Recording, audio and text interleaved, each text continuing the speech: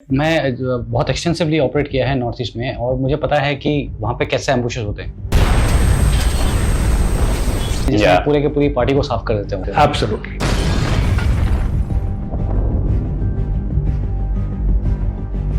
वहां पे इंसर्जेंट्स ने एम्बुश लगा रखा था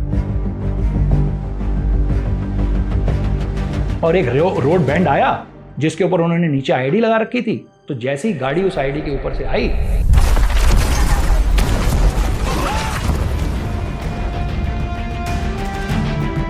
इनफैक्ट जो ड्राइवर था उसकी तो थोड़े दिन पहले बेटी पैदा हुई थी। और जब मैं पहुंचा और वहां का मतलब मंजर देख के एकदम खून खौल उठा था। तब लड़के तो इतने गुस्से में थे कि उनका बस चलता तो वो पूरे गांव में आग लगा देते।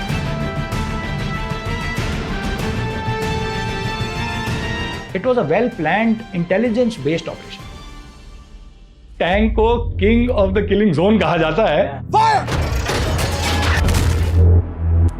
Ceasefire, target destroyed. Colonel Tarapore को ही गॉट हिट और उनको एडवाइस किया गया कि आपको इवैक्यूएट करते हैं, but he refused evacuation and he led them from the front and Pakistan suffered 60 tank losses in that.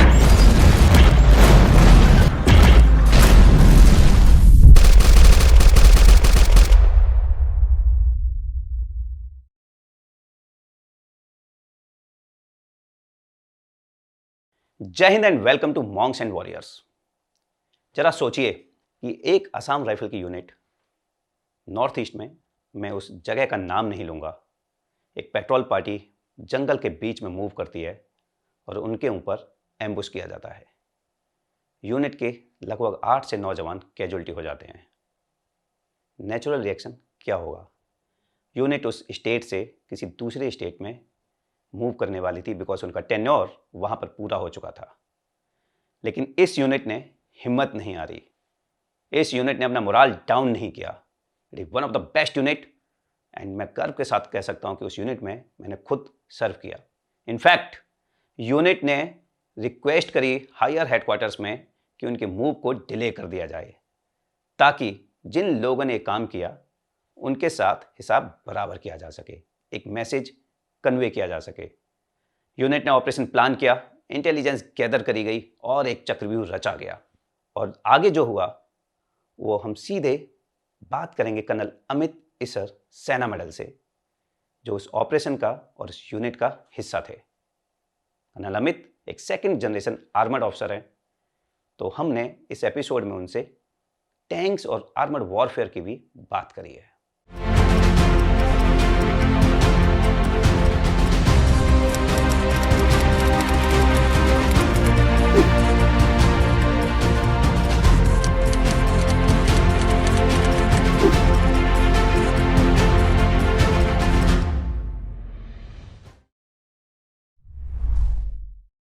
जय हिंद सर।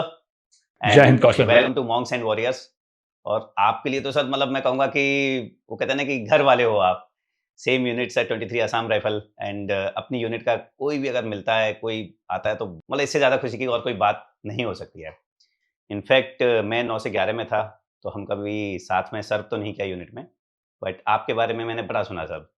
मैसी सर बताते रहते थे एंड एक दो और अभी भी लोगों से बात होती रहती है हमारी ग्रुप में, तो सबने बताया कि अरे अमित सर को बुलाओ, वो भी बताएंगे ना अपने नॉर्थ ईस्ट वाले। एंड यू गॉट सेना मेडल ऑल्सो देयर सर। आप आर्मर्ड ऑफिसर हैं तो हम टैंक्स की भी बातें करेंगे कि किस तरह की ज़िंदगी होती है एक टैंकमैन की। So welcome to monks and warriors. Thank you Kaushal, thank you so much. It's really an honour to be here और आप लोगों के साथ आके आज बातचीत करने का मौका मिल रहा है। और मैंने भी आपके बारे में यूनिट में बहुत सुना है। इनफैक्ट जब मैं पहुंचा तो आपका तो एग्जाम्पल दिया जाता था कि साहब ने बहुत मेहनत करी और आपने भी बहुत ऑपरेशंस, सक्सेसफुल ऑपरेशंस करे वहाँ पे। And thank you so much for calling me over and I must compliment the entire team of monks and warriors कि आप लोगों ने जो ये चैनल शुरू किया है जहाँ पे यूनिफॉर्म पर्सनल्स को मौका मिलता है आके अपने सच्चे अनुभव शेयर करने का, beyond the rank, beyond the uniform. So it's really an honor to be here. Thank you so much for calling me over. Welcome Amit. मुझे तो लग रहा है कि आपको जानता ही हूँ मैं। इतना सुना है, but yes, let's just get started. और शुरू करते हैं। आपका फौज में कैसे आना हुआ? सबकी अपनी स्टोरी होती है, आपका क्या स्टोरी है? हाँ सर, तो मैं एक second generation armoured corps officer हूँ। बचपन से ही फौज में थे? हाँ, मैंने बचपन से ही फौज देखी है। In fact tanks, cantonments, olive Green's, ये सब मेरी परवरिश का हिस्सा रहे हैं। और बचपन में जब हमारी परवरिश ही कुछ ऐसी हुई है कि मेरी मदर भी जब कहानियाँ सुनाया करती थी, तो वो उन वीरों की कहानियाँ सुनाती थी जिन्होंने ड्यूटी बिफोर सेल्फ को अपना मूल मंत्र बनाया। और आप कह लो कहीं वहीं एक मेंटल कंडीशनिंग शुरू हो गई थी। और लाइक सभी फौजी बच्चे करते हैं, हम भी फादर के मेडल और फादर के जूते पहन के आईने के सामने सैल्यूट करते रहते थे। एंड तो वहीं कहीं एक डिसीजन बन गया था कि फौज ज्वाइन करनी है। एक सब छोटा सा, मैं जैसे आपने बोला ना कि सभी जो फौजी बच्चे करते हैं, कैंट के जो फौजी बच्चे होते हैं, मैं व्यूअर्स के लिए बताना चाहूँगा कि उनकी ज़िंदगी थोड़ी सी और अलग भी होती है, मतलब आउटडोर वाली और उस तरह की। उनको जो एक्सपोजर मिलता है शायद पूरी वो फौजी लाइफ की वजह से, है ना? ढाई टन के पीछे बैठ के जाना, है ना, पैदल जाना, साइकिल से जाना, वो सारी चीजें, स्विमिंग। इनफैक्ट फौज में एज अ किड भी मेरे को बहुत अपॉर्चुनिटीज मिली, जैसा आप कह रहे हो एडवेंचर एक्टिविटीज करने की, कि स्विमिंग कर ली हमने, स्क्वॉश सीख ली। और प्लस फौज में फिर वही होता था कि सुबह फादर पीटी जाते थे तो हम भी उड़ जाते थे, और सुबह दौड़ने भागने का सिलसिला बचपन से ही शुरू हो गया। बिल्कुल। एंड मेरे लिए बहुत गर्व का मौका ये था जब मैं कमीशन भी अपनी फादर की रेजिमेंट में हुआ, जिस रेजिमेंट को उन्होंने कमांड किया था। तो I was commission to 41 armoured regiment. 41? Yes. And मेरे लिए बहुत गर्व का मौका था कि I got commission wearing the same stars and same cross belt which my father once wore. तो एंड यू कैन इमेजिन, मैं थोड़ा, जब यूनिट जाने की बारी आई तो मैं थोड़ा प्रेशर में भी था कि यूनिट जाना है, फादर का नाम है, एक इमेज है, one had to live up to those names. पर जब मैं यूनिट पहुंचा तो एक चीज बिल्कुल क्लियर हो गई थी कि वहां पे पेडिग्री मैटर नहीं करती, परफॉर्मेंस मैटर करती है। वहां सरनेम मैटर नहीं करता, वहां रेजिमेंटल स्पिरिट मैटर करती है। और वहां पास लॉरल्स मैटर नहीं करते, वहां आपकी प्रेजेंट कॉम्पिटेंस मैटर करती है। तो मेरे को बहुत जल्दी ये क्लियर हो गया था कि अगर मैंने एक अच्छा ऑफिसर बनना है तो एक काबिल टैंकमैन बनना बहुत जरूरी है। मेहनत करना पड़ेगा। बिल्कुल। नेपोटिज्म बिल्कुल नहीं है फौज में। अगर आप अच्छे कुछ तो चलता होगा। बिल्कुल सर, आपने तो खुद फौज देखी है, आपको पता ही है। इनफैक्ट शायद और घिसा लगा होगा इस सर साहब का बेटा इसे थोड़ा और। एब्सोल्युटली, बिकॉज एक्सपेक्टेशंस ही इतनी हाई थी कि one had to live up to those expectations. और एंड एक टैंक एक ऐसा वेपन प्लेटफॉर्म है जिसमें जब तक कि वो मतलब ना 40 टन का लोहा तब तक दुश्मन पर भारी नहीं होगा जब तक उसका गनर, कमांडर और ड्राइवर एक रिदम में काम नहीं करते। तो आप कह लीजिए कि आर्मर्ड कोर ने मेरे को सिर्फ लड़ना ही नहीं सिखाया, उसने मुझे लीडरशिप के भी सही मायने समझाए। तो it was absolutely a transformational experience for me as a person. Sir, अभी आर्मर्ड रेजिमेंट की हम बात बाद में करेंगे। सबसे पहले हम कॉम्बैट में आते हैं एक्शन में, कि आप जब 23 असम राइफल पहुंचे और पहला जो कांटेक्ट हुआ आपका, फायर फाइट हुई, वो किस तरह से हुई? कौशलेंद्र, मैं आपको अपनी फायर फाइट से पहले मैं आपको थोड़ा सा बैकग्राउंड बताना चाहूँगा कि आपको तो पता ही है कि असम राइफल के अंदर जो नॉर्थ ईस्ट के डायनेमिक्स हैं वो बहुत डिफरेंट हैं। वहाँ पे एक जो मिलिटेंट्स ग्रुप्स हैं एज कम्पेयर टू JNK, उनका काम करने का ढंग बहुत अलग है। वहाँ पे एक अपनी आर्मी चल रही है, मिलिटेंट्स ग्रुप के पास अपनी यूनिफॉर्म है, उनके पास अपने रैंक स्ट्रक्चर है। मतलब वहां पे आपको self style lieutenant, captain, self style major भी मिलेगा। इनफैक्ट जनरल्स में है। कुछ के साथ तो जैसे IM के साथ आर्मी ऑफिसर्स पहले कॉल ऑन करते थे, वो हमारे फैमिलीज को आकर के विजिट करते थे। यस, एंड वो कॉल ऑन करते थे। इनफैक्ट जब मैं लेतान पहुंचा था तो वहां पे जो एरिया कमांडर था, SS मेजर समथिंग, उसका प्रॉपर कार्ड आया मेरे पास में। एक बंदा आया, कार्ड आया कि साहब ये इनविटेशन है। मैंने उसको ओपन किया तो जिस तरह से लिखा होता है कि SS major so and so pleasure company of, absolutely. और सेम वहाँ पे हमारी भी दोस्ती हो गई थी मिलिटेंट के साथ। और मैं आपको एक और इंसिडेंट नरेट करता हूँ कि जब मैं पहुंचा तो वहाँ पे एक किसी ग्रुप का एक रियूनियन टाइप हो रहा था। तो और वहाँ पे क्योंकि डायनेमिक जैसे कि मैंने आपको बताया बहुत अलग है, तो वहाँ पे इंटरफैक्शनल क्लैशेस, आपस में भी काफ़ी राइवलरी चलती रहती हैं, तो उनका भी होने का चांस था। तो हम लोगों को भेजा गया था कि भाई वहाँ पे कुछ ऐसा, अब हमारे AOR में गदर नहीं होना चाहिए। तो कंपनी कमांडर, मैं भी अपनी पार्टी को लेके आउट था। और वहाँ पे एक ऐसे ही सेल्फ स्टाइल्ड मिलिटेंट कह लो, इंसर्जेंट, वो आए और उन्होंने मेरे को बोला कि मैंने जाना है और मेरे को आप जाने दीजिए। तो उनके पास एक वहाँ पे हर एक ग्रुप की एक अपनी अंडरस्टैंडिंग है with the government of India. तो उनका मतलब वो कैंप्स नोटिफाइड होते हैं, कितने वेपन वो कैरी कर सकते हैं वो सब नोटिफाइड होता है, उनको पास दिया जाता है। कुछ का सीज फायर है, कुछ का सस्पेंशन ऑप्स है, तो वो डायनेमिक्स बहुत अलग अलग है। तो उनके कार्ड के मुताबिक उनको 2 वेपन कैरी करने की परमिशन थी। तो उन्होंने शायद मेरे सीईओ से बात करी होगी और मेरे सीईओ से परमिशन ली होगी कि वो 3 वेपन कैरी करना चाहते हैं। पर क्योंकि मैं एक ऐसी लोकेशन पे था जहाँ पे मोबाइल कवरेज तो थी नहीं और रेडियो पे मैंने बटालियन हेडक्वार्टर कांटेक्ट नहीं किया था और सीईओ भी काम में बिजी रहे होंगे, मैसेज पास करना भूल गए। अब ठीक है, मिलिटेंट को कभी उसने रिक्वेस्ट किया होगा, हाँ कर दिया, तो मैंने उसको जाने नहीं दिया। तो इस जगह पे परमिशन ले करके लोगों को परमिशन है कि वो वेपन्स के साथ में मूव कर सकते हैं। ओके, सो ये मिलिटेंट कमांडर जो थे वो कहीं जाना चाहते थे बाय व्हीकल, ऑफ कोर्स नहीं, बाय ऑन फुट। वहाँ तो जंगल के बीच में हम बैठे थे, वो भी जंगल से आ रहा था और हम लोग एक डिप्रेशन में थे। वहाँ पे रेडियो सिग्नल भी इतना क्लियर नहीं था बिकॉज बटालियन हेडक्वार्टर दूर था और पहाड़ों की वजह से वो स्क्रीनिंग हो जाती है। तो अगर हमने रेडियो पे बात भी करनी थी बटालियन हेडक्वार्टर, तो हमें पहाड़ी के ऊपर जाके बात करनी पड़ती थी। तो आपको अगर कोई हथियार के साथ दिखता है, अज्यूमिंग कि वो 2 हथियार जो उसको परमिशन था 2 हथियार के साथ, तो आप तो उसको फायर भी नहीं खोल सकते हैं।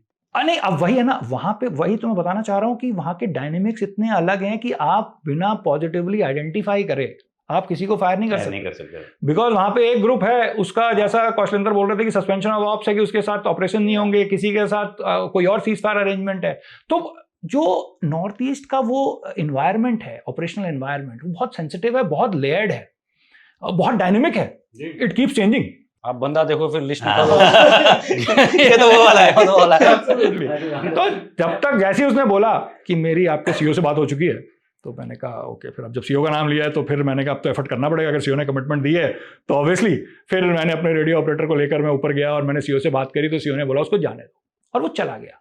ऑन हिज वे बैक वो मिला, हमने चाय पिलाई उसको, हमारे साथ चाय पी, उसने बातचीत करी और मैंने उसको बोला क्योंकि जहाँ हम भी नए नए पहुंचे थे तो यूजली होता ना, तो हमने भी सुना था कि नेटवर्क बनाना है, नेटवर्क होना चाहिए। तो मैंने उसको बोला, मैंने कहा आप मेरा नंबर ले जाओ, फ़ोन नंबर, मोबाइल नंबर, कभी टच में रहेंगे। वो कहता आपका नंबर मेरे पास है। और मानोगे नहीं, मुझे पहुंचे हुए सिर्फ 3 दिन हुए थे और मेरा नंबर ऑलरेडी वहां पे सबके पास था। उनको भी सिखाया गया था नेटवर्किंग, उनको भी नेटवर्किंग उनकी थोड़ी तेज थी। तो जो मैं कह रहा हूं ना कि वो डायनेमिक्स इतना अलग है वहां पे। एंड जब ऐसा सेंसिटिव डायनेमिक्स होता है तो एक छोटा सा इंसिडेंट भी पूरे ऑपरेशनल एनवायरनमेंट को चेंज कर देगा। और हमारे साथ भी यही हुआ। One of our patrols was ambushed. तो वो जा रहा था, सीओबी से निकला, normal area domination company operating base से निकला और पहाड़ों में जैसे टेरेन होती है नॉर्थ ईस्ट की, तो एक ही रोड होती है। तो कई बार सेंसिटिविटी को देखते हुए तो वो पार्टी गाड़ी से डिसमाउंट हो गई और कुछ पार्टी आगे चलने लगी और पीछे पीछे गाड़ी चलने लगी फॉर सिक्योरिटी रीजन। तो ऑब्वियसली जब आप गाड़ी में हैं तो यू आर अ टारगेट। तो वहां पे इंसर्जेंट्स ने एम्बुश लगा रखा था और एक रोड बैंड आया जिसके ऊपर उन्होंने नीचे आईडी लगा रखी थी। तो जैसी गाड़ी उस आईडी के ऊपर से आई, उन्होंने आईडी ब्लास्ट कर दी और इनडिस्क्रिमिनेट फायरिंग शुरू कर दी। अब मेरी जो लोकेशन थी वो एम्बुश पॉइंट से मतलब नजदीक ही थी, आई वाज द क्लोजेस्ट। तो I was the first responder. Closest and कितना दूर? मतलब वी वर अबाउट से 25-30 किलोमीटर्स आउट। क्योंकि उन दिनों में पहाड़ी इलाका है तो आपको आने जाने में भी रोड से टाइम लगता है। तो मेरे पास जब इन्फॉर्मेशन आई, तो जैसे किसी ऑपरेशन में होता है, इन्फॉर्मेशन बहुत स्केची थी और फ्रैगमेंटेड आ रही थी। तो मैंने तुरंत लड़कों को बुलाया और कोई लॉन्ग स्पीच नहीं, कुछ नहीं, मैंने उनको सिचुएशन अपडेट दिया कि ऐसे हो गया है। और उस टाइम में ऐसे ऑपरेशन के अंदर टाइम बिकम्स ऑक्सीजन। आपके पास कितना इन्फॉर्मेशन पहुंचा? बस फायरिंग आ गया, मतलब हमारे पेट्रोल पे एम्बुश हो गया। हाँ। पहली खबर यही आई एंड मेरे को ऑर्डर मिला कि आप अपनी पार्टी लेके निकलो। एम्बुश के अंदर से किसी ने बताया? एम्बुश के अंदर से उसने अपने कंपनी ऑपरेटिंग बेस में बताया होगा, कंपनी ऑपरेटिंग बेस से मैसेज रिले हुआ। तो हमारे पास इंफॉर्मेशन आनी शुरू हुई। तो मैंने लड़कों को बुलाया और मैंने बोला, भाई ऐसा है कि हमारे लड़के फायर फाइट में फंसे हुए हैं and we have to rescue them. और मैंने उनको बोला, और जैसे मैं बता रहा था कि पहाड़ों में एक ही रोड होता है, तो अब आप देख लीजिए कि उस रोड से जब आपने जाना है तो वो मिलिटेंट को भी पता है वो एक ही रोड है। अगर कोई रेस्क्यू पार्टी आएगी वो इसी रोड से आएगी। बिल्कुल। तो मैंने उन लड़कों को बोला, मैंने कहा यार देखो, मैं तो अपनी गाड़ी लेके सीधा ऊपर जा रहा हूँ क्योंकि अगर हम पैदल उतर जाते और ऑन फुट जाते तो we would have lost time and somebody was bleeding for him seconds matter. तो मैंने उनको बोला कि मैं तो ऊपर लेके जा रहा हूं and you won't believe it, सभी लड़कों ने विदाउट बैटिंग एन आईलिड सबने बोला कि बिल्कुल साहब हम चलेंगे। आज की डेट में उसको कोई डिबेट कर सकता है, कह सकता है कि नॉन टैक्टिकल था, रिस्की था, बट नो सीरियसली उस टाइम में मैं बहुत एक्सटेंसिवली ऑपरेट किया है नॉर्थ ईस्ट में और मुझे पता है कि वहाँ पे कैसे एम्बुशेस होते हैं। वन ऑफ द वर्स्ट एम्बुशेस जो हैं वहाँ पे मतलब एनिलेटरी एम्बुशेस कहते हैं, जिसमें पूरे के पूरी पार्टी को साफ कर देते हैं। एब्सोल्युटली। और कोई भी ऐसे ऑपरेशन अगर प्लान होता है, सबसे पहले ओके यहाँ पे हम स्ट्राइक करेंगे, ये कंपनी यहाँ पे है, ये कंपनी यहाँ पे है, यहाँ से बंदे आ सकते हैं, किस रास्ते से आ सकते हैं, और वहाँ पे कवर किया जाएगा ही जाएगा। It just should not happen कि कोई रास्ता वो छोड़ दें। और उसके अलावा आप लोगों ने डिसाइड किया कि आप लोग सीधा ऑब्वियसली अब उस टाइम में देखो एज अ लीडर आपको कई बार ऐसे डिसीजंस लेने पड़ते हैं, क्योंकि अब हमें अपने लड़कों को बचाना है and we can't let them fend for themselves. मतलब वो फौज का तो कहना ही है ना कि no one will be left alone. तो हम लोग गए एंड ऑब्वियसली हम पार्टी जो एम्बुश पॉइंट था उससे थोड़ी देर पहले डिसमाउंट हुए closer to the point and then tactically हमने मूव किया। ऐसा नहीं था कि हमारा मूव नॉन टैक्टिकल था, हमने टैक्टिकली मूव किया, taking on that risk. Obviously मतलब उस टाइम में तो one doesn't think of all these things and फिर हमने जाके अपनी पार्टी को रिकवर किया। We evacuated the casualties and उनको हमने फर्स्ट एड दी। उनको क्या था वहाँ पे सीन? अब वहां पे वही था कि गाड़ी was hanging from the Cliff, एक पेड़ के ऊपर टिकी हुई थी।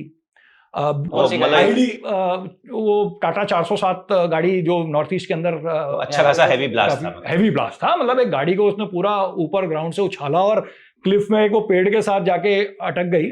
और जब मैं पहुंचा और वहां का मतलब मंजर देख के एकदम खून खौल उठा था, क्योंकि अब मैं इस कंपनी के अंदर कंपनी कमांडर भी था और मैंने उन सभी लड़कों के साथ ऑपरेट किया था। इनफैक्ट जो ड्राइवर था उसकी तो थोड़े दिन पहले बेटी पैदा हुई थी और उस बेचारे ने जब वो आया था और मुझे फ़ोन करके बड़ी खुशी से बताया था कि सब बेटी पैदा हुई है, और वो अगली छुट्टी जाने के इंतज़ार में था। एंड बाकी भी जो लोग थे उन सब के साथ मैंने ऑपरेट किया था। कोई मेरे साथ पेट्रोलिंग में चलता था, मेरा बडी भी था कंपनी में जब मैं था। तो it was very difficult to control our emotion and ऐसे टाइम में जो लड़के होते हैं उनका भी इमोशन एकदम आउट ऑफ कंट्रोल हो जाता है। मतलब लड़के तो इतने गुस्से में थे कि उनका बस चलता तो वो पूरे गांव में आग लगा देते। बट देन वही होता है कि as a leader you have to control and उस टाइम ज़रूरी था कि you take stock of the situation. फिर हमने कैजुअलिटीज़ को इवैक्यूएट किया, डेड बॉडीज को रिकवर करना एंड इमेजिन मतलब उस टाइम भी आपको ख्याल रखना पड़ता है कि नीचे कोई ग्रेनेड ना हो। तो मैं क्योंकि यूजुअली कई बार मिलिटेंट्स करते हैं कि नीचे ग्रेनेड दबा जाते हैं, इमोशंस को प्ले अप करवाते हैं, तो प्ले अप करवाते हैं कि आप दौड़ के जाओगे and then I had to control everybody.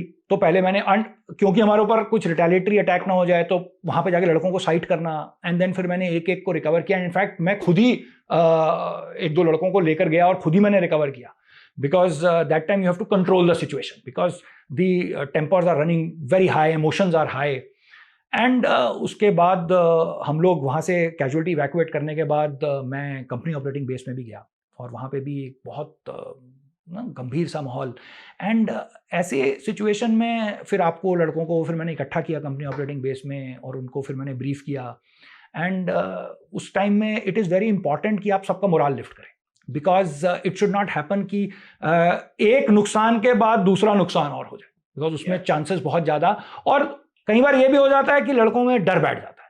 But जब मैं गया और मैंने लड़कों से बात करी, लड़कों का गुस्सा देख के मेरे को ये तो बात क्लियर हो गई थी कि लड़के डरेंगे नहीं एंड स्पेशली असम राइफल्स के लड़के जो इस टाइप की टेरेन में ऑपरेट करते हैं उनको पता है they are the best and मतलब you've seen those troops are amazing। मतलब इनफैक्ट आज तक काफ़ी लोगों से लड़कों से मेरी बातचीत होती रहती है। तो बट फिर भी एक इंसिडेंट के बाद सिचुएशन को कंट्रोल करना, सबके टेम्पर्स को काम डाउन करना, क्योंकि ऐसा नहीं होना चाहिए कि जोश में वो कुछ गलत काम कर बैठे, तो वो बहुत ज़रूरी हो जाता है। तो फिर जब हमने लड़कों की ब्रीफिंग करी और उसके बाद हम कंपनी ऑपरेटिंग बेस से वापस गए, तो अब मैं आता हूँ कि जब हम पहुंचे तो हमने इस पूरे जो इंसिडेंट हुआ इसको रिव्यू किया। टिपिकल फौज में ऐसे ही होता है कि आप जब कोई इंसिडेंट होता है तो उसको रिव्यू करते हैं कि वो आप उसकी मिस्टेक्स से लर्न कर सकें अगर कोई है एंड देन वी रियलाइज्ड। इससे पहले कोई ऑपरेशन आपके एरिया में आपके अगेंस्ट नहीं होता? आपके यूनिट के लिए? मतलब हमारे उन दिनों में मैं जो बता रहा था ना कि हमारी ऐसी वहां पे शांति चल रही थी कि किसी भी मिलिटेंट ग्रुप के साथ ऐसा कोई हादसा हुआ नहीं था। मणिपुर में चल रहे थे, बट जहां पे हम लोग डिप्लॉयड थे वहां पे ऐसा कोई हादसा नहीं था। आई एम सरप्राइज, क्योंकि जिस हिसाब से आपने पहले बताया था कि मिलिटेंट्स के साथ अलग-अलग अरेंजमेंट्स थे, कोई हथियार लेके जाता है तो आपसे पूछ के जाता है। तो ये मिलिटेंट ऑर्गेनाइजेशन जो भी थी, वो वहाँ पे शायद पहले ज़्यादा प्रेवलेंट नहीं थी। हाँ, वो पहले ज़्यादा एक्टिव नहीं थी। उनका गवर्नमेंट ऑफ इंडिया के साथ अंडरस्टैंडिंग था, and then eventually that understanding changed, and फिर उन्होंने suddenly and they chose to strike here and they chose to strike our patrol. And अब हमने जब रिव्यू किया तो वी रियलाइज्ड कि इट वाज नॉट कि ऐसा कोई नॉन टैक्टिकल मूव था या पार्टी की कोई लापरवाही थी। It was just an unfortunate incident कि एम्बुश हो गया। अब यहाँ पे मैं वही कनोटेशन लाना चाहूंगा, हो नहीं गया, किसने किया है कि वो क्लियर था, हमें पता चल गया था कि किसने किया है। एंड अब वही है, जैसे बॉक्सिंग मैच होता है तो उसमें ओपोनेंट भी आपको मारता है और आप भी ओपोनेंट को मारते हैं, तो सेम सीआई का इन्वायरमेंट है कि कभी मिलिटेंट को भी सक्सेस मिलेगी और कभी आपको भी। तो militant only has to succeed once and you have to succeed और 100 टाइम्स। तो this was just one unfortunate incident जो हुआ। एंड मेरी यूनिट का रिकॉर्ड तब तक बहुत अच्छा चल रहा था उस एरिया में, and we had a very good control, good hold, and बड़ा incident free area था हमारा, and we used to carry out lot of operations, preventive operations, कि हम लोग situation को बिगड़ने से पहले ही उसको control कर लेते थे। and जैसे मैं आपको बता रहा था कि हमारी unit move में थी, तो वो मतलब वो टेन्योर हमारा पूरा होने वाला था and we were to move to a new location में जा रहे थे। हमारा move आ चुका था, बिल्कुल। तो अभी move हुआ नहीं था, move के orders आ चुके थे।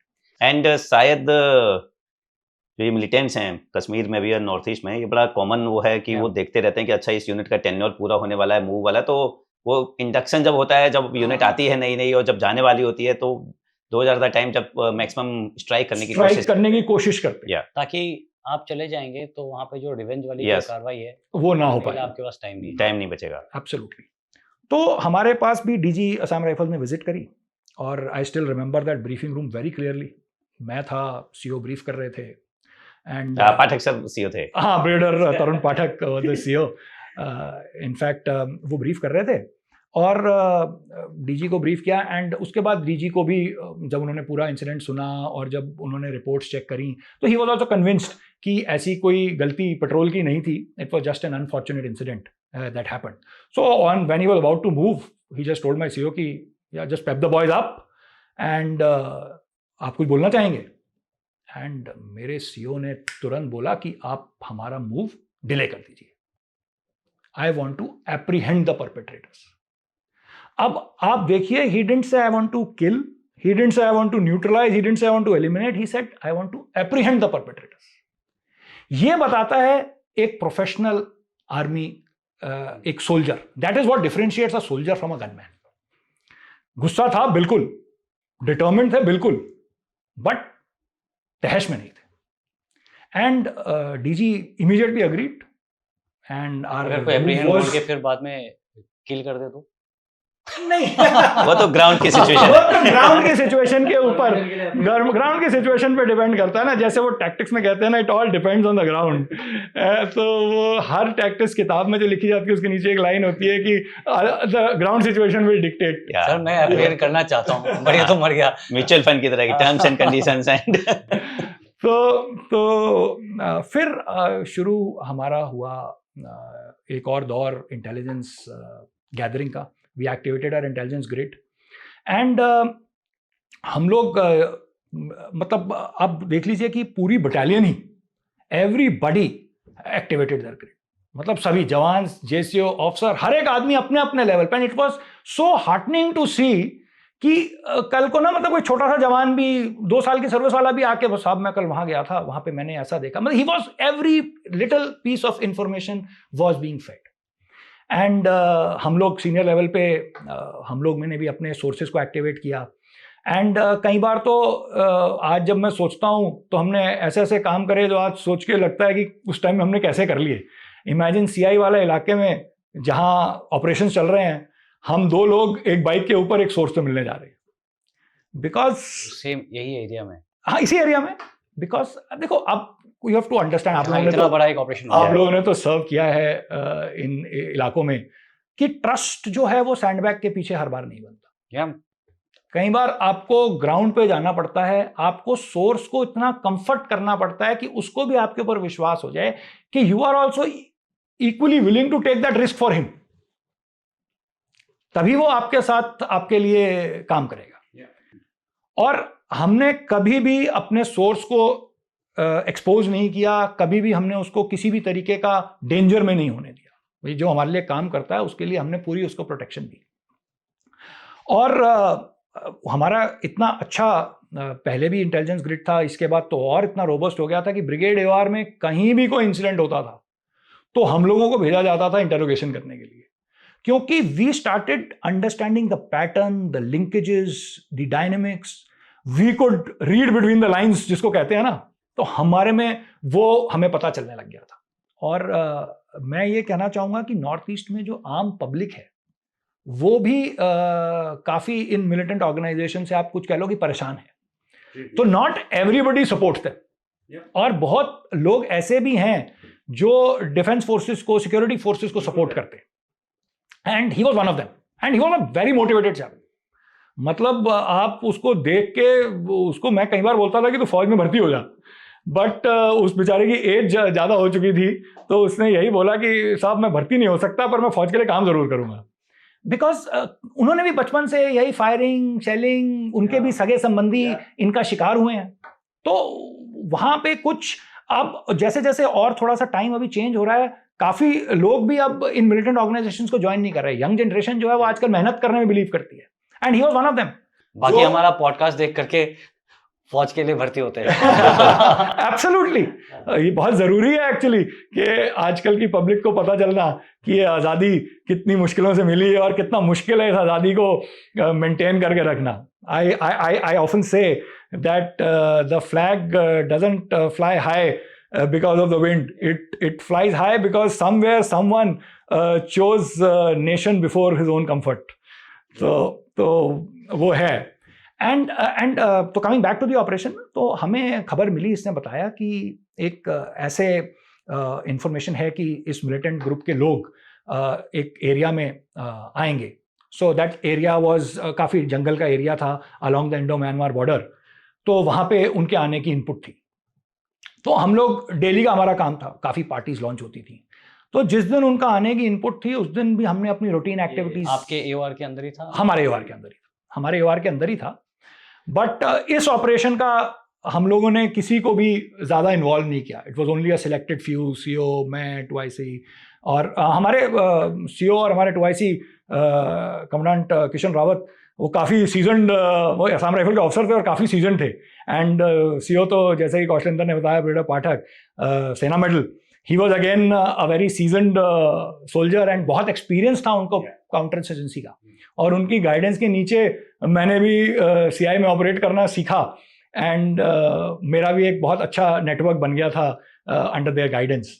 तो हमें खबर मिली, so it was amongst a selected few, because obviously ऐसे टाइम में information is gold, and you can't afford to let go this information, because ये मौके बहुत कम मिलते हैं, और एक बार मौका जब आया है तो उसको हाथ से जाने नहीं दिया जाना चाहिए। तो हमने इसकी बहुत डेलिब्रेट प्लानिंग करी, बट इसमें एक चीज़ देखने वाली है कि हमने कोई भी काम तहश में या जोश में नहीं किया। It was a well planned intelligence based operation. तकरीबन 3-3:30 का टाइम होगा, हम अपनी लोकेशन पे पहुंच गए जो हमने चूज़ करी थी, एम्बुश लोकेशन, और वहाँ पे हमने एम्बुश साइट किया। तो मैं आपको थोड़ा सा ग्राउंड समझाता हूँ कि एक ट्रैक था जो म्यांमार से आ रहा था और अंदर इंडिया की तरफ गाँव में जा रहा था। उसके साइड पे एक टेकरी टाइप थी, थोड़ा सा रेस ग्राउंड था जो हेविली फॉरेस्टेड था, वहाँ पूरा जंगल का इलाका था, एंड थोड़ा सा एक फ्लैट ग्राउंड था उसके सामने। तो हमने किया क्या कि अपनी पार्टी को हमने इस जो रेस ग्राउंड था इसके ऊपर डिप्लॉय किया, और कुछ पार्टी को हमने म्यांमार की तरफ डिप्लॉय किया, ताकि अगर वहाँ से भी कोई आ रहा है तो हमें पता चल जाए। और एक पार्टी को हमने रिजर्व रखा कि अगर कोई मनूवर करने की जरूरत पड़ती है तो एक पार्टी मनूवर कर लेगी। और तकरीबन 11-11:30 का टाइम होगा जब हमने मिलिटेंट्स को इंडिया की तरफ से आते हुए देखा, और वो लोग म्यांमार की तरफ जा रहे थे। ये क्या पैदल थे? पैदल थे ये लोग। और हमने उनको जब आते हुए देखा तो अब इमेजिन कर सकते हैं, जब लड़का पैदल आ रहा है, जंगल का इलाका है, तो वो पूरे ग्रुप का अंदाजा सा हो नहीं पा रहा था कितने लोग हैं, और हमको उनको आइडेंटिफाई करना भी ज़रूरी था कि ऐसा नहीं होना चाहिए कि गांव वाले हों। तो हमने उनको क्लोज इन करने दिया, और जो हमारा एम्बुश का स्टार्ट पॉइंट था, जहां पे जब उसने हमें कंफर्म कर दिया कि पूरी पार्टी आ चुकी है, हमने अपने और हमारे सोर्स ने साथ ही हमें कंफर्म कर दिया कि ये मिलिटेंट है, फिर हमने उनको चैलेंज किया और उनको सरेंडर करने के लिए बोला। और जैसे ही उन्होंने सुना कि यहां पे फौज है, इमीडिएटली दे ओपन फायर। उनके फायर खुलने की देर थी, the entire ambush got activated, and then तो फिर दोनों तरफ से गोलियां चल रही थी, and that fire fight lasted for about 5-10 minutes. हाँ, मतलब वो चलती रही। अब आप कह लो कि उस टाइम में टाइम का अंदाजा भी नहीं रहता, तो जब आगे से हमें कोई मूवमेंट नजर नहीं आ रही थी, तो हमने फायर को रोका, and then we started shouting कि भी stop stop fire, stop fire, stop fire. और फिर हमने सबसे पहले अपने एम्बुश को रीसाइट किया। एक पार्टी को हमने एम्बुश को रीसेट किया, क्योंकि अब हमें डर था कि अब हमारे ऊपर कोई और हमला ना हो जाए, तो you have to be prepared for reinforcement भी आ सकते हैं। रीइंफोर्समेंट भी आ सकते हैं। एंड मैं नीचे उतरा, और मैं जो कैजुअलिटीज थी उनको चेक करने चला गया। तो इस फायर फाइट के दौरान हमारे भी एक लड़के को गोली लग गई थी, बट थैंकफुली उसको सिर्फ हल्की सी चोट आई थी, और ऐसी कोई फेटल इंजरी नहीं थी। तो उसको हमने फर्स्ट एड दिया। हमने देखा कि एक मिलिटेंट को भी गोली लग गई है, हमने उस मिलिटेंट को भी फर्स्ट एड दिया। चाहे वो 2 मिनट पहले मिलिटेंट था, बट जब वो घायल था तो वो एक इंसान पहले था, तो हमने उसको भी फर्स्ट एड दिया। And then we reported about the contact, और जब पता चला कि हमारी कैजुअलिटी हो गई है, तो हमें हेडक्वार्टर्स से मैसेज आया। तो मिलिटेंट कितने मिलिटेंट मिले? There were about 9 of them, and तो जब हमने हेडक्वार्टर्स को इन्फॉर्मेशन दी और उनको बताया कि ऐसे कैजुअलिटीज हैं, तो उन्होंने बोला कि हम हेलीकॉप्टर भेजेंगे फॉर कैजुएक, बिकॉज अदरवाइज क्या है कि वो इतनी रगेड टेरेन है, कैजुअलिटी को नियरेस्ट हॉस्पिटल तक ले जाने में भी काफ़ी टाइम लग जाता है। तो बट एज दे से ना कि the weather of north east is very unpredictable. थोड़ी देर में हुआ क्या कि क्लाउड्स डिसेंडेड, एकदम अंधेरा, और वो दोपहर का टाइम हो रहा था, and the chopper took off, but it had to go back midway, क्योंकि वो लैंड नहीं कर सकता था, बारिश होनी शुरू हो गई। एंड जब तक वो पुलिस वाले आ गए थे, and we were doing the formalities of handing over the militants to the police, and सब चल रहा था। पुलिस वाले आ गए जल्दी? हाँ, पुलिस वाले आ गए थे, हमने सबके साथ टाई अप कर रखा था। एंड तो पुलिस का एक रेप हमारे साथ भी था, वो तो मैंडेटरी होता है to if you are going in an operation. तो उसने मैसेज दिया, और नज़दीक गांव से जो भी पुलिस वाला था वो आ गया था। और जब ये चल रहा था, and while this handing was going on, और बाकी लड़के एम्बुश में बैठे थे, suddenly we heard a burst of fire, and then bullets are flying all over us. को यहाँ से निकल रही है, ऊपर से निकल रही है, और हम वो हैंड ओवर कर रहे हैं, और पुलिस वाला तो भाग गया। एंड आई ऑल्सो, एंड वो कुछ 1-2 गांव वाले भी थे वहां पे, वो जो गांव बूढ़ा वगैरह को बुलाना पड़ता है for that civilian reps, witness, तो वो लोग भी थे, वो भी उस स्पीड से भागे, and we also took cover. And जब एक बार कवर लिया, एंड देन हमने सिचुएशन का जायजा लिया, और तब तक ये हमारे को जो काउंटर अटैक आया था, ये हमारा म्यांमार की तरफ से आया था। एंड जो हमारी प्लानिंग के दौरान हमने जो पार्टी उधर लगा रखी थी, उस पार्टी ने उस जो काउंटर अटैक वाली जो पार्टी आई थी मिलिटेंट्स की, उसके ऊपर उन्होंने फायर खोल दिया। As a result, those guys were not able to cause any damage to us. And since वो म्यांमार के अंदर थे, तो we also didn't pursue them, because obviously we had no permission to cross the border, और हमने border cross नहीं किया। And फिर हमने सिचुएशन को स्टॉक लिया, और कैजुअलिटीज़ को फिर ऑब्वियसली हेलीकॉप्टर आया नहीं, then we had to carry the casualties. Thankfully we were adequately prepared, और फर्स्ट एड और नर्सिंग असिस्टेंट वगैरह हमारे पास सभी थे। तो we were carrying glucose, line, वो जैसे एक फर्स्ट एड किट का पूरा हम लोग जब ऑपरेशन में जाते हैं कैरी करते हैं, तो हम लोग कैरी कर रहे थे। और हमने फिर उस मिलिटेंट को भी इवैक्यूएट किया टू द नियरेस्ट क्लिनिक, और अपने लड़के को भी हम साथ लेके गए। तो आप लोगों को पता है सबसे नाजुक टाइम और सबसे वनरेबल टाइम होता है जब आप डी इंडक्ट कर रहे हैं ऑपरेशन के बाद। तो जब डी इंडक्शन की बारी आई तो मैंने ये डिसाइड किया कि मैं और मेरी क्यूआरटी जो मेरी पार्टी थी हम सबसे पीछे चलेंगे, सो दैट अगर हमारे ऊपर किसी भी तरीके का कोई अटैक होता है तो we are able to respond.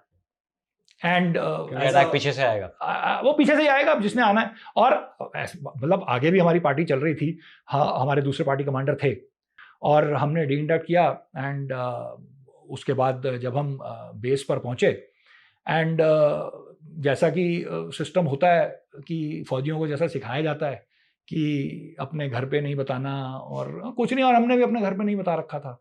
और नॉर्थ ईस्ट की न्यूज़ ज़्यादातर नेशनल मीडिया में आती भी नहीं थी, but I don't know how this thing got leaked और whatever, this thing was the national media. And मेरे घर वाले वर कॉलिंग, और मेरा फ़ोन स्विच ऑफ, वहाँ सिग्नल भी नहीं था।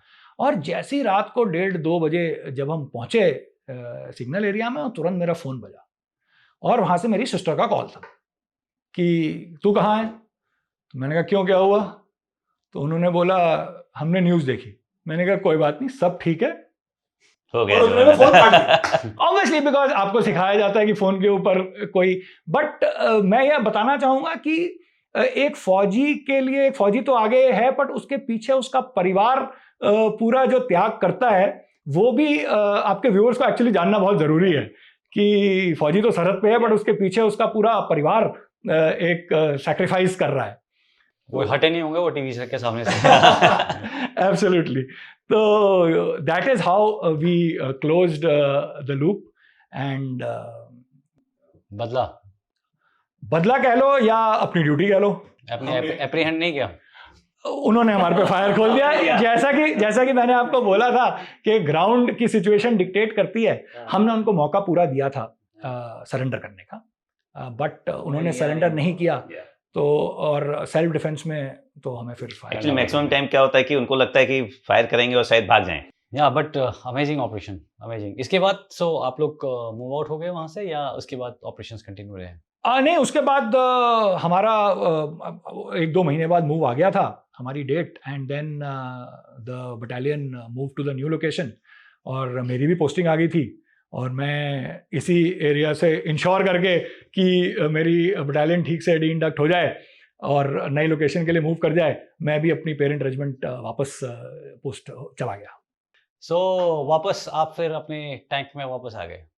हाँ, एब्सोल्युटली। Tank man. सो और आपने फिर कमांड भी की अपनी यूनिट? मैंने फिर 55 आर्मर्ड रेजिमेंट कमांड करी। ओके, सो थोड़ा पीछे जाकर के दोबारा शुरू करते हैं। एक यंगस्टर जाता है, मैं भी कभी आर्मर्ड ऑप्टी होता था, मेरे को टैंक बड़े मैजेस्टिक लगते थे, लगता है यार बड़ा मजा आएगा। ब्लैक डांगरी, हाँ ब्लैक डांगरी सैल्यूट, और बाकी लोग तो इन्फेंट्री वाले चलते हुए जाते रहेंगे, हम गाड़ियों में बैठ करके जाएंगे। तो मैं बड़ा इन्फैचुएट होता था, of course that was before I was a special forces optee and all that. But आपके तरफ से अभी हमने मूवी भी देखी 21, it's brought out very nice. तो उसको बैकग्राउंड में लेकर के एक यंगस्टर जाता है, जब आप पहले गए होंगे अपनी यूनिट में, और क्या एक्सपीरियंस होता है और कैसे एक पहली बार आप टैंक के अंदर बैठे होंगे, आप क्योंकि आप सेकंड जनरेशन है, आपने विजुअलाइज किया होगा या I am sure as a बच्चा भी आपने शायद टैंक राइड भी किया होगा तब। हाँ या, तो एक यंगस्टर की कहानी बताइए जरा। तो मैं इससे पहले कि अपनी कहानी शुरू करूं, एक चीज़ मैं ज़रूर बोलना चाहूँगा कि एक वॉर के अंदर तमाम आर्म्स और सर्विसेज का योगदान रहता है। एंड एक अकेली आर्म सर्विस किसी ऑपरेशन को नहीं कर सकती। तो बट क्योंकि मैं आर्मर्ड कोर का हूं, तो आज मैं आर्मर्ड कोर से रिलेटेड आपको किस्से सुनाऊंगा। बट फौजी ऐसे ही हैं, आप आर्मर्ड कोर के, तो आपके लिए आर्मर्ड कोर ही सबसे इंपॉर्टेंट है। बट ऐसा नहीं है कि बाकी इंपॉर्टेंट नहीं है, तो वो उनके लिए है। वो थोड़े से इंपॉर्टेंट है। वो भी थोड़े से इंपॉर्टेंट है और उनके लिए। तो मैं जब ये बोलूंगा ना कि टैंक को king of the killing zone कहा जाता है, because tank is one of the most powerful weapon platforms in the world, and इसीलिए इसको king of the killing zone भी कहा जाता है। मोस्ट पावरफुल कैसे बनता है, मतलब क्या ऐसी कहते हैं ना कि खासियत मैं है? आपको बताता हूँ। एक टैंक, सिंगल टैंक के अंदर एक तो 125 mm की मेन गन होती है, उस मेन गन से 3 तरीके का एमिनेशन, जो टैंक एमिनेशन है वो फायर होता है, और आज की डेट में मिसाइल फायरिंग कैपेबिलिटी भी है। जो मिसाइल लॉन्चर्स अलग से लगते हैं या आप उसी गन से? गन ट्यूब से मिसाइल लॉन्च होती है। Okay, it's a laser guided missile, और मेन गन से लॉन्च होती है। लेजर गाइडेंस कहाँ से होती है? लेजर गाइडेंस कहाँ से होती है? मतलब जैसे mechanism लगा हुआ जैसे है। हमारा एटीजीएम जो लेजर गाइडेड होती है, जो लेजर है वो कोई और ड्राइवर उसको एम कर रहा होता है, वायर गाइडेड Okay. मिसाइल जाती है। तो नहीं, तो जिसमें इसमें जो गनर होता है, गनर मिसाइल को कंट्रोल करता है। मिसाइल लॉन्च गन ट्यूब से होती है और उसको कंट्रोल गनर करता है। तो गनर को कुछ दिख रहा है, गनर जिसको- टारगेट के ऊपर अपने Laser एमिंग beam मार्क को ले करके रखता है। जैसे जैसे वो एमिंग मार्क को हिलाता रहेगा, वैसे वैसे मिसाइल भी मूव करती रहेगी। Yeah that's what I was saying. So वो गनर के हाथ में पूरा कंट्रोल होता है। ओके, एंड इस मिसाइल की रेंज? 5 किलोमीटर्स, 5 किलोमीटर इसकी रेंज है। और एक होती है 7.62 mm मशीन गन, और एक होती है 12.7 mm एंटी एयरक्राफ्ट गन। और ये एक टैंक है, और एक रेजिमेंट के अंदर ऐसे 45 टैंक होते हैं। तो आप इमेजिन कर सकते हैं कि इस फायर पावर के स्केल के ऊपर ही वो पूरे बैटलफील्ड को बदल देता है। और जब इस फायर पावर के साथ आप मोबिलिटी को कंबाइन करते हैं, तो वो बैटलफील्ड की ज्योमेट्री ही बदल देता है। यहाँ पर मोबिलिटी थोड़ा सा अगर हम मोबिलिटी, डिटेल क्योंकि में जाएं। टैंक एक मोबाइल वेपन प्लेटफॉर्म, या और टैंक को एक्चुअल यूज उसका मोबिलिटी के साथ ही है। आप टैंक के अगर 3 टेनेंट्स देखें, fire power, mobility and protection, ये 3 चीजें हैं जो एक टैंक को सबसे पावरफुल वेपन प्लेटफॉर्म बनाती हैं। फायर पावर मैंने आपको बता दिया, मोबिलिटी कि टैंक कहीं पे भी पहुंच सकता है एज कंपेयर टू इन्फेंट्री जो ग्राउंड पे पैदल चल रही है, और टैंक जो है वो इंजन कितनी स्पीड? टैंक की स्पीड 50 किलोमीटर पर आवर की स्पीड से चल सकता है। टैंक वाटर के अंदर फोर्ड कर सकता है, it can go under water. ठीक है, तो टैंक के साथ आप वाटर ऑब्स्टेकल को क्रॉस कर सकते हैं, टैंक के साथ आप डेजर्ट में चल सकते हैं। आज की डेट में टैंक्स ऊपर हाई ऑल्टीट्यूड में चल रहे हैं। तो टैंक के लिए all terrains are tank countries. All terrains नहीं जोजिला, सर। जोजिला। हम्म, ठीक है, तो tank, it is a man behind the machine that makes the difference in the tank. ठीक है, तो जब और प्रोटेक्शन, आर्मर प्रोटेक्शन तो टैंक में है ही।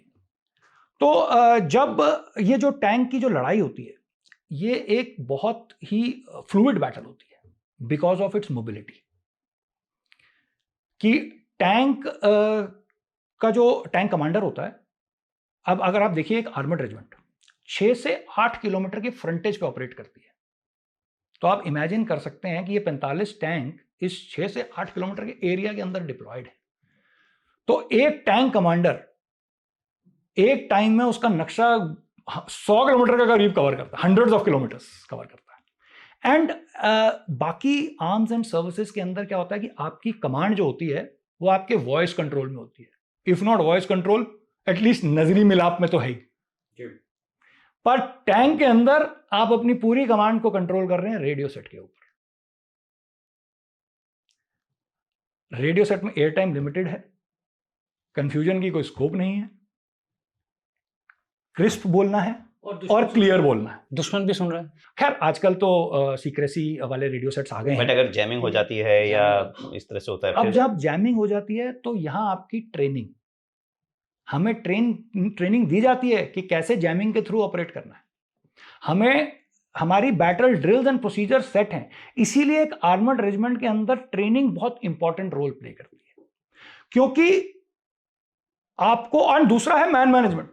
आपको अपनी कमांड के बारे में नॉलेज होना बहुत जरूरी है कि फलाना लड़का इस सिचुएशन के अंदर कैसे रिएक्ट करेगा, so that you can pick the right man for the right job. Let's say आप कहीं जा रहे थे फॉर एन ऑब्जेक्टिव एंड और वहाँ पे कुछ चेंज है या समथिंग एल्स कहीं और बिल्डअप हो गया, आपने बताया फ्लूइड है, और आपको अपने कुछ ट्रुप्स को डिप्लॉय करवाना है कि आप इधर चले जाओ, बट ये इंस्ट्रक्शंस आप जैमिंग के दौरान कैसे पास करेंगे? बिकॉज आई डू अंडरस्टैंड कि आप किस क्वेश्चन पूछ रहे हैं, बट हमारे ना बैकअप प्रोसीजर्स सेट होते हैं। बैकअप रेडियो सेट होगा, बैकअप फ्रीक्वेंसी होगी, एवरीबडी नोज कि जब जैमिंग हो रही है तो उसको किस फ्रीक्वेंसी पे जंप करना है। एंड जैमिंग भी ऐसा नहीं है कि कंटिन्यूस चलती रहेगी सारे चैनल्स अक्रॉस द सारे चैनल, बिकॉज आजकल के रेडियो सेट्स बहुत एडवांस हो गए हैं, तो इतना एंड सारे चैनल्स को जैम करना बहुत मुश्किल हो जाता है, because jamming also requires power. Secondly jamming के लिए भी एक रेंज है, उस जो जैमर्स होते हैं उनकी भी एक रेंज होती है, वो एक रेंज के बियॉन्ड वो काम नहीं कर सकते। और जैसा मैंने बताया कि एक आर्मर्ड रेजिमेंट 6 से 8 किलोमीटर की फ्रंटेज पे चल रही है, तो it is very difficult to jam all stations. एक पर्टिकुलर ट्रूप कोई और सुनकर पर्टिकुलर एक और वो कर रहा होगा जो उसके नजरी मिलाप में होगा, तो वो उसको सिग्नल दे सकता है। एंड एक टैंक कमांडर एक टाइम पे मल्टीपल टास्क करता है, वो अपने टैंक के लिए नेविगेशन करता है, वो अपने टैंक के एमिनेशन एक्सपेंडिचर को, चॉइस ऑफ एमिनेशन को कंट्रोल करता है, वो अपने दुश्मन को ऑब्जर्व करता है, ओन ट्रुप्स की लोकेशन को देखता है, कम्युनिकेट करता है। तो ये सारे काम एक टैंक कमांडर कर रहा है, तो उसकी जो सिचुएशनल अवेयरनेस है वो बहुत हाई डिग्री की होती है। और इसीलिए आर्मर्ड कोर के अंदर मेंटल मोबिलिटी जिसको कहते हैं, सिर्फ फिजिकल मोबिलिटी टैंक के साथ नहीं, आपको मेंटल मोबिलिटी भी बहुत जरूरी है। बिकॉज टैंक वॉरफेयर के अंदर क्या होता है, हमारी बहुत फ्रीक्वेंटली ग्रुपिंग और रीग्रुपिंग होती रहती है। अब टैंक एक स्केर्स रिसोर्स है, लिमिटेड है। अभी कई बार जरूरत पड़ता है कि एक ऑपरेशन के लिए हर जगह 45 टैंक भेजने की जरूरत नहीं, कहीं पे सिर्फ एक स्क्वाड्रन से काम चल जाएगा, सिर्फ 14 टैंक से काम चल जाएगा। तो होता क्या है कि एक टैंक एक स्क्वाड्रन को कुछ टाइम के लिए डिटैच कर दिया जाता है और एक दूसरे ऑपरेशन के लिए भेज दिया जाता है। कोर्सेज में मेरे को सबसे कंफ्यूजिंग यही लगा वहां से टूट गया। तो इसीलिए मेंटल मोबिलिटी होना एक टैंक कमांडर के लिए बहुत जरूरी है, क्योंकि जब वो किसी और के पास जा रहा है, उसको उसके रेडियो नेट में जाना है, उसको उसके साथ फंक्शन करना है, उसके तरीके से फंक्शन करना है, उसके प्लान के मुताबिक फंक्शन करना है। और ये सब प्लानिंग और सब रेडियो सेट पर चल रही है। वहां पे ऐसा नहीं होगा कि लड़ाई के बीच में आप रोकोगे, सबको बोलोगे कि तुम यहाँ एक जगह इकट्ठे हो जाओ और फिर बोर्ड के ऊपर आप समझाओगे कि हम ऐसे जाएंगे ऐसे जाएंगे, ऐसा नहीं है। आपको सब कुछ रेडियो सेट पे बताना है, और टैंक कमांडर रेडियो सेट पे सुनते सुनते अपने मैप को मार्क कर रहा है कि प्लान क्या है।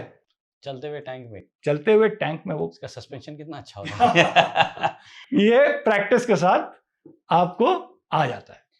सर ग्राउंड पे अगर हम देखें, जो बिल्कुल अगर हम बिल्कुल बेसिक अगर बात करते हैं, जैसे एक इन्फेंट्री वाला है या एक पैराट्रूपर है, तो उनकी ग्राउंड वाली मुश्किलें बड़ी होती हैं कि नेविगेशन है, पूरा बैटल लोड के साथ चल रहे हैं, टेम्परेचर है, वेदर है, सब सारी चीज़ें। टैंक मैन की क्या प्रॉब्लम्स हैं? टैंक मैन को कोई प्रॉब्लम नहीं है, बढ़िया लाइफ है।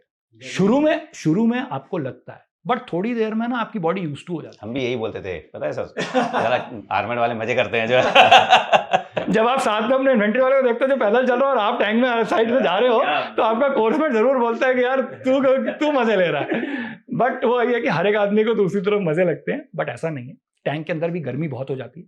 आप इमेजिन कर सकते हैं, जब रेगिस्तान में टेम्परेचर 50 डिग्री हो जाता है, तो एक टैंक के अंदर आप आराम से मान लीजिए प्लस 10 डिग्री आप ऐड कर लीजिए, क्योंकि टैंक की कभी अंडे बॉईल किए अपनी कमरी टैंक पे आप मानोगे नहीं, टैंक बहुत सेल्फ कंटेन्ड होता है। हमारे पास राशन, स्टोव, सब कुछ होता है। जैसे ही थोड़ा सा पॉज करने का टाइम मिलता है, फटाफट चाय भी बन जाती है, देखा मैंने और क्रू एकदम तैयार भी हो जाता है चाय का कप पी के, और दोबारा अगले एक्शन के लिए तैयार हो जाता है। बिकॉज क्योंकि ये इसीलिए भी जरूरी है, क्योंकि जैसा मैंने बताया ना, एक टैंक बहुत ब्रॉड फ्रंटेज पे ऑपरेट करते हैं, तो कई बार क्या होता है, लॉजिस्टिक सप्लाईज भी आप तक नहीं पहुंच पाती लड़ाई के दौरान। तो एक टैंक को सेल्फ कंटेन्ड चलना इसीलिए इंपॉर्टेंट है। उसके पास तेल भी है, उसके पास पानी भी है, उसके पास खाना भी है, उसके पास ड्राई राशन भी, सब कुछ है। उसके पास स्टोव भी है कि अगर जरूरत पड़ी तो वो खाना बना सकता है अपना, उसको पीछे से सप्लाई की जरूरत नहीं है। तो वो जिसने भी टैंक डिजाइन किया, उसने ये सब चीजों को देखते हुए ही उसको एक बहुत डेलिब्रेट तरीके से डिजाइन किया है। एंड आप ये देख लीजिए, Zoji La, चाविंडा, फिलोरा, these are not mere tank battles. These are testaments of the truth that when Indian armor rolls, victory doesn't follow, victory rides with it. कोई ऐसी बैटल सर जो आप बताना चाहेंगे जिसने पूरी बैटल का शेप ही बदल दिया हो या रिजल्ट्स चेंज हो गए हों?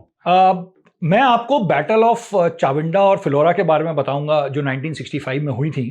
ऐसे तो एक बहुत फेमस बैटल है, बैटल ऑफ असल उत्तर, जिसके बारे में तो सभी जानते हैं। बट मैं आपको इन बैटल्स के बारे में बताऊंगा because these were the biggest tank battles that were fought after second world war.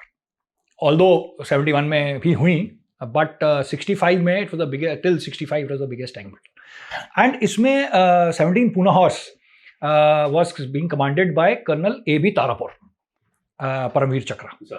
And 17 Poona horse के पास तब थे सेंचुरियन टैंक्स, एंड पाकिस्तान के पास थे सपोजिटली सुपीरियर पैटर्न टैंक्स।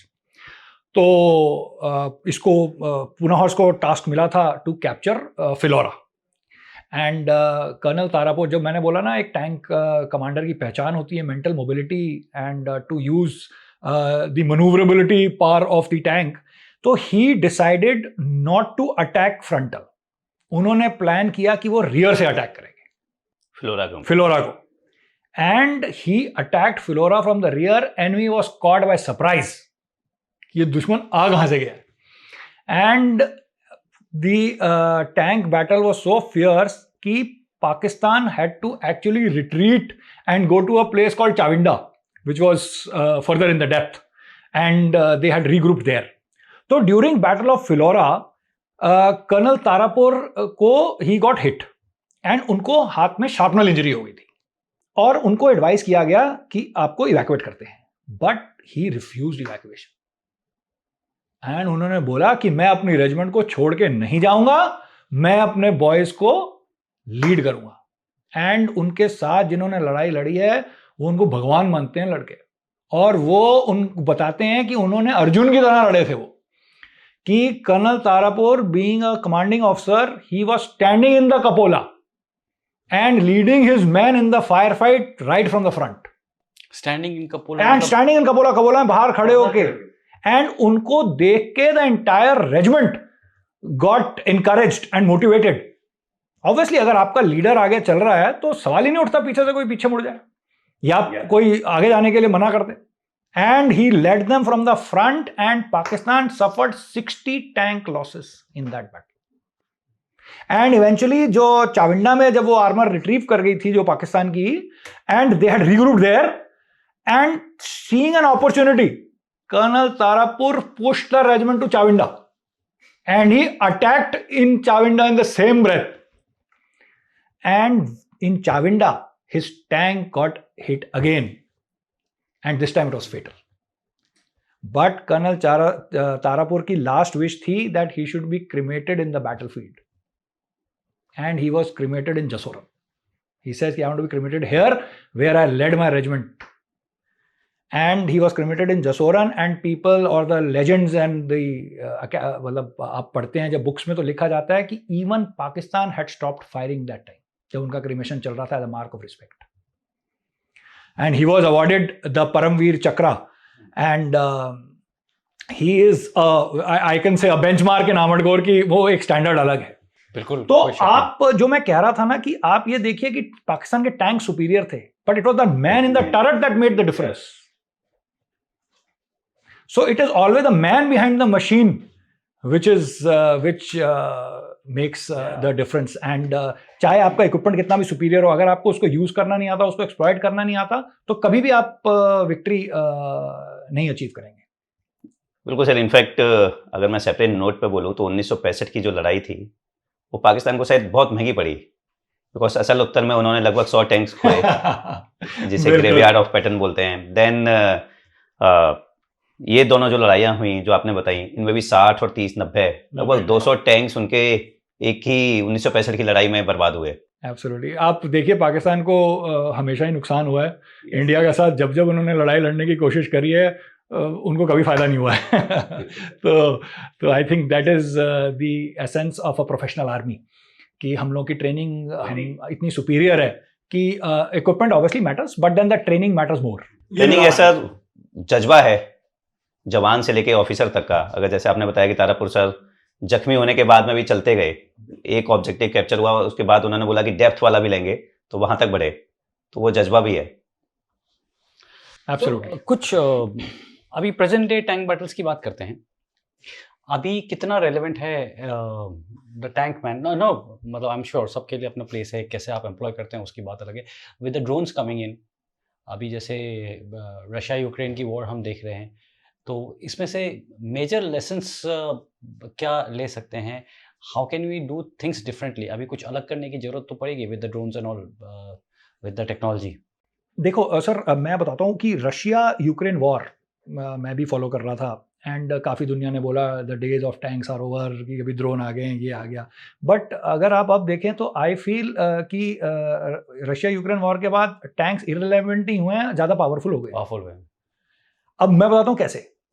ये मैं मानता हूँ कि जब शुरू में ड्रोन्स आए तो टैंक्स थोड़े कैजुअलिटी सफ़र करी, बिकॉज टैक्टिक्स उस टाइम बट देन टैंक्स ने दो काम करे, दे अडेप्टेड। केज आर्मर आ गया आपके पास, better camouflage, electronic warfare measures, counter drone measures. क्या है ये केज आर्मर होता है कि एक स्पेस्ड आर्मर बना देते हैं, बिकॉज बेसिकली ड्रोन के पास क्या है, केमिकल एनर्जी एमिनेशन है, वो आके लगेगा तो वो टैंक को हिट करने से पहले ही एक्सप्लोड कर जाएगा। जो एक्सप्लोजिव रिएक्टिव आर्मर जो टैंक के साथ काम करता है, वो थोड़ा सा स्पेस्ड आर्मर होता है, तो जब ड्रोन आएगा तो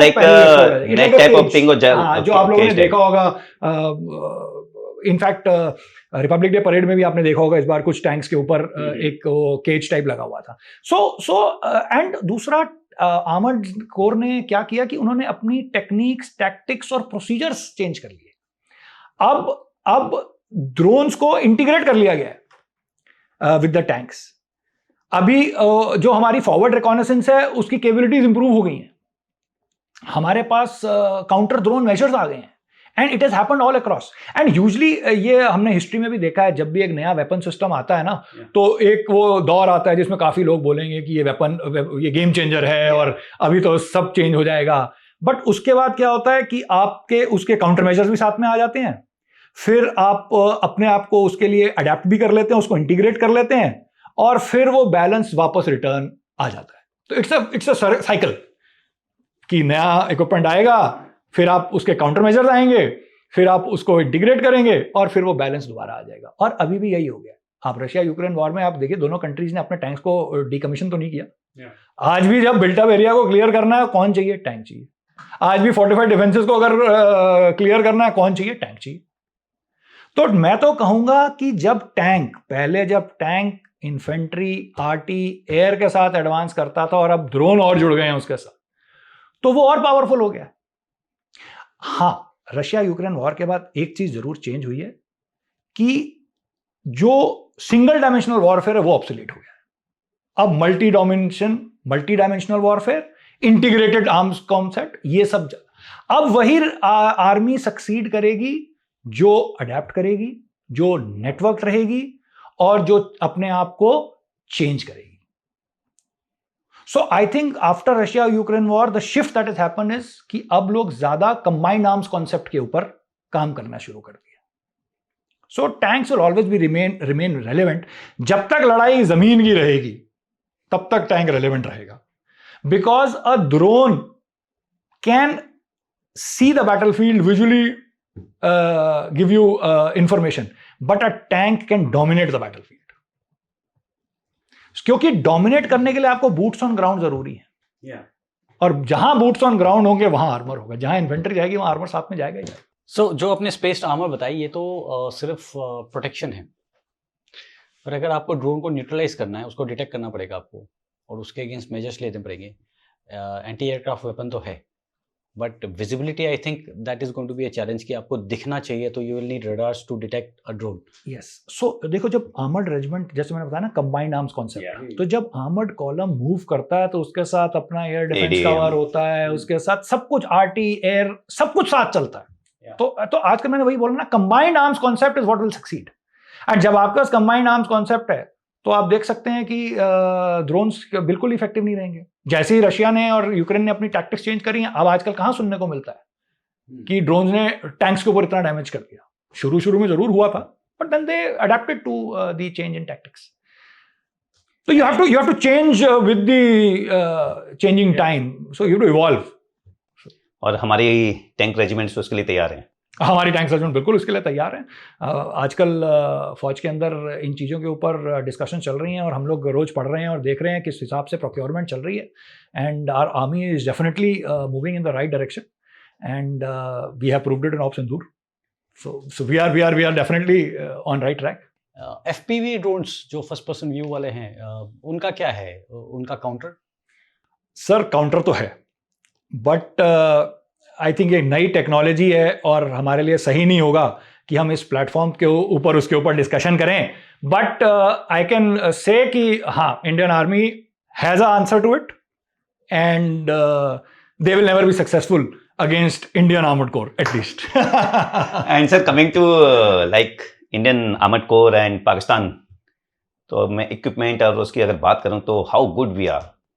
वी आर एब्सोल्युटली बेटर. आप जैसे भी देख ले, न्यूमेरिकली देख लीजिए, टेक्नोलॉजिकली देख लीजिए, आप ट्रेनिंग पर्सपेक्टिव से देख लीजिए. जैसे आपने बताया कि उनके पास पैटर्न थे, हमारे पास सेंचुरियन थे, but then also we defeated them. But आज की डेट में Kaushalendra, we are far ahead. Okay, मतलब it will take them decades to match up to our standards of equipment, of training, of tactics, of everything. आप cricket team की बात कर रहे हैं?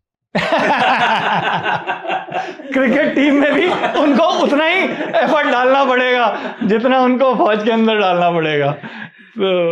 तो सर एक छोटा सा रैपिड फायर करते हैं. बड़े दिनों से हमने किसी गेस्ट के साथ किया नहीं था, आपके साथ मैं लिबर्टी ले सकता हूँ अपनी यूनिट टाइप ऑफिसर होने की.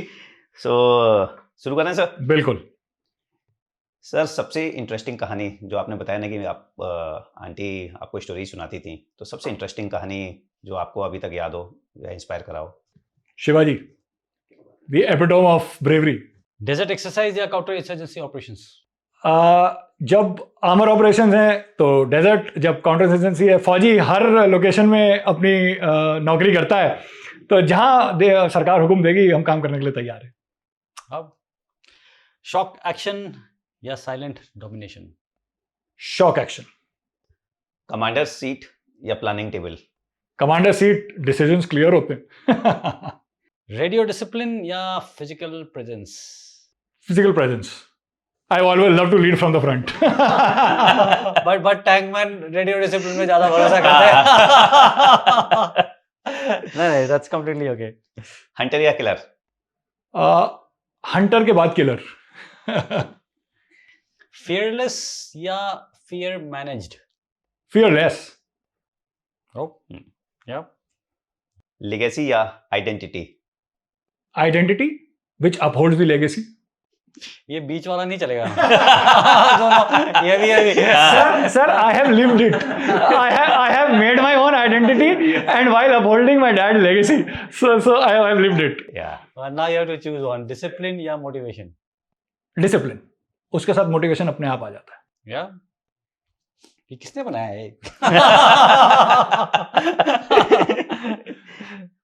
First time when you were in your black dangri tankman, so that feeling of pride or goosebumps?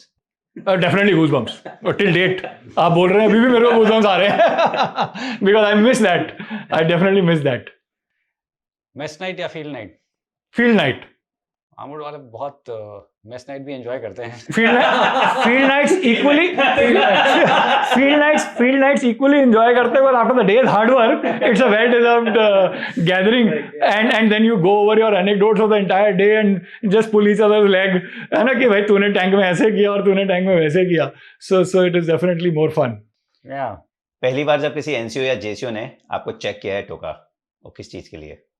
Okay, that's a interesting incident. तो मैं जब नया मैंने रेजिमेंट ज्वाइन करी थी तो मेरे को, हम लोगों को ना कपोला में लॉक कर देते थे और हमें थोड़ी देर में जब निकाला जाता था और हमें बैठ के डायग्राम बनाना होता था, और ताकि पूरे कपोला का लेआउट और हर एक स्विच का क्या काम है, उसका क्या फंक्शन है, कैसे वो सिस्टम के अंदर इन्वॉल्व है. इट इज जस्ट कि जब लड़ाई के दौरान it should become your muscle memory, कि बिना देखे हाथ उसी स्विच पे जाना चाहिए जिस पे जाना चाहिए. तो मैं निकला ऐसे कपोला से, हमें ना गर्मी का टाइम था, 2-3 घंटे बाद निकाला और मैं पानी पीने चला गया. और मेरे जो उस्ताद थे, he was a JCO instructor, and उन्होंने बोला, साहब कुर्सी पे पहले आप डायग्राम बनाएंगे, उसके बाद आप पानी पिएंगे. So that was a learning. But वो आई फील कि वो जो शक्ति होती है वो बहुत ज़रूरी होती है. नहीं तो आदमी हमेशा जो हार्श टीचर्स होते हैं उनको हमेशा याद रखता और उनकी सिखाई हुई चीज़ें कभी नहीं भूलता। और मैं आज तक, आप अभी बोलो, मैं अभी आपको पूरा तीनों कबोला का डायग्राम बना के दिखा दूंगा। सख्ती जरूरी होता है, नहीं तो बच्चे ही रहते हैं। बच्चे ही रहते हैं, absolutely. Yeah so let's have the last one, tea in bunker या coffee in corporate? Tea in bunker, उसका टेस्ट अलग है। देख लेना जहाँ आप जॉब कर रहे हो वो भी सुने होंगे। बट टी इन बंकर का टेस्ट फिर भी अलग ही है। I mean I have definitely, I will say that. आपके ऑफिस में एक बंकर बनवाना पड़ेगा। थैंक यू सर, मेरे लिए तो it is an honour for me. And इतने साल बाद हम मिले, लास्ट हम मिले थे जब मैं एक पैरा एक्सरसाइज के लिए हमने ड्रॉप करी थी आपके exercise. I remember that. And उस टाइम आप और फिट थे। अभी आप कॉर्पोरेट में आ गए, हल्का सा आप अपने आप को कॉर्पोरेट फिट हो गए हैं। कॉर्पोरेट फिट हो गए। But really sir, thank you sir. Thank you so much Kaushalinder, and thank you sir. It was really an honor to have this conversation, और इतना मजा आया आप लोगों से बात करने का, पुरानी यादें ताज़ा हो गई। मतलब it was the entire army life in a flashback, है ना, in this podcast हमने याद किया। एंड मैं आपके चैनल के माध्यम से एक चीज़ ज़रूर बोलना चाहूँगा कि बहुत अच्छा इनिशिएटिव जो मैंने शुरू में ही बोला था आप लोगों ने लिया है, क्योंकि जैसे दो उंगलियों के निशान एक जैसे नहीं होते, उसी प्रकार से दो फौजियों के एक्सपीरियंसेस भी एक जैसे नहीं होते। यस। तो इसीलिए हर फौजी को अपने एक्सपीरियंसेस शेयर करने चाहिए। एंड जो है ना, एक फौजी, जैसा मैं बता रहा था कि एक फौजी के पीछे एक पूरा परिवार जो है, फौजी तो वर्दी पहनता है पर सैक्रिफाइस पूरा परिवार करता है। उसके माँ बाप उसकी सुरक्षा के लिए प्रार्थना करते रहते हैं, उसकी बीवी अकेली घर की जिम्मेदारियां संभालती है, बच्चे और भाई बहन ये पहचान जाते हैं कि फर्ज ज़्यादा ज़रूरी है और वर्दी ज़्यादा ज़रूरी है घर के कामों के लिए। एंड आज मैं उन सब पेरेंट्स को, उन सब वीर नारियों को, उन सब भाई बहनों और बच्चों को नमन करता हूँ जिनके बेटे ने, जिनके फादर ने, जिनके हस्बैंड ने, जिनके भाइयों ने इस देश के लिए सर्वोत्तम बलिदान दिया है। मैं उन सबको शत शत नमन करता हूँ। And it's really an honour. Thank you so much once again. Thank you so much Amit. ये एक्चुअली हमें करना चाहिए था, बट यस, हम आपके थ्रू और आज के पॉडकास्ट के through we would like to salute everybody in the armoured corps, everybody in the Assam rifles once again. आप लोग बहुत ही अच्छा काम कर रहे हैं and thank you so much for being here. Thank you sir, thank you so much. Thank you sir. Thank you so much. जय हिंद।